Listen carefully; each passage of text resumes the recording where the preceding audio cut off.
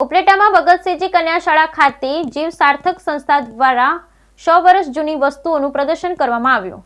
ઉપલેટામાં જીવ સાર્થક સંસ્થા દ્વારા રખડતા બીમાર પશુ પક્ષીઓની સારવાર માટે અને એમના હિત માટે કાર્ય કરે છે। એ અબોલ જીવ જેનો કોઈ જ નથી, નિરાધાર, અસહાય છે, એમની મદદ કરવાની કોશિશ કરવામાં આવી છે કે રસ્તા પર રખડતા જીવો જેમ કે કૂતરાઓ, બિલાડીઓ, કબૂતરો, પોપટ, ચકલી જેવા અનેક પક્ષીઓ જેમની પાસે ઘર નથી, જમવાની વ્યવસ્થા નથી, ઠંડી, ગરમી, વરસાદમાં જેની ઉપર છત નથી, પોતાની તકલીફ કોને કહી શકતા નથી, એમનું ધ્યાન રાખવા વાળું કોઈ નથી, તેવા જીવોની ભલાઈ માટે આ સંસ્થા કાર્ય કરે છે।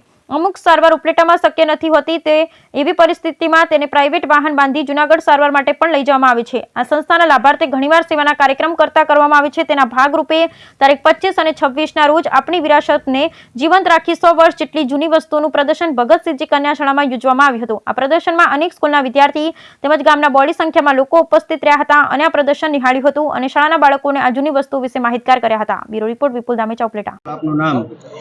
મારું નામ માધુરી સુવા છે। હું જીવ સાર્થક સંસ્થાની સદસ્ય છું। અમારી સંસ્થા અબોલ જીવો માટે કાર્ય કરે છે, જેમનું કોઈ જ નથી, રખડતા બીમાર પશુ પક્ષીઓ, એમની સારવાર કરીએ છીએ। અને પછી કોઈ વૃદ્ધ ડોગ હોય, આંધળું હોય કે પેરેલાઇઝ હોય તો એને અમે કાયમી માટે છત અને જમવાનું પૂર્ણ પાડીએ છીએ। અમારી સંસ્થા કોલકી રોડ ઉપર ઉપલેટા ખાતે આવેલી છે અને અમારી સંસ્થા એવા જીવોની મદદ કરવાની કોશિશ કરી રહી છે જેમનું કોઈ જ નથી, જે નિરાધાર છે, જે અસહાય છે, જેમાં આવે છે કૂતરાઓ, બિલાડીઓ અને પક્ષીઓ, જેમને બીમાર પડીએ એની સારવાર કરવા માટે કોઈ જ સંસ્થા આપણે ઉપલેટામાં અત્યારે છે નહીં।